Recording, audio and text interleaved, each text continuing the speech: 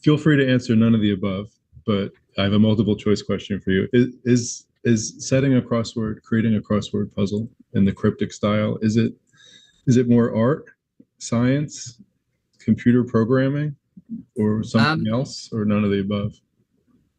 For you, maybe. it's for me, I think it's a very unique mix of being very creative and being very logical. It's a strange combination of art and craft and science and logic and literacy. Mm.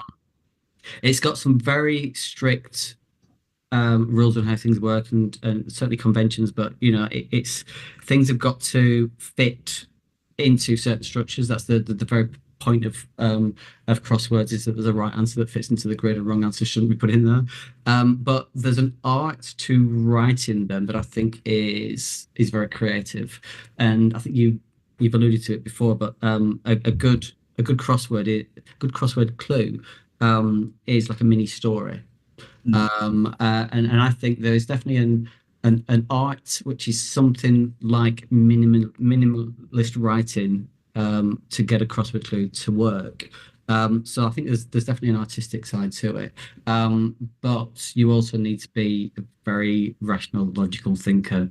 I've seen, I think the least successful beginners I've seen starting out writing crosswords are the ones who try to bend the rules straight away. Mm. And the longer I do it, the more I'm actually inclined to keep following the conventions that So, exist. They exist for really, really good reasons.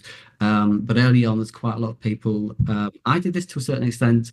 It was like, rules were like about rules. But the point is that, there's this whole body of logic around how crosswords work that solvers expect puzzles to work within.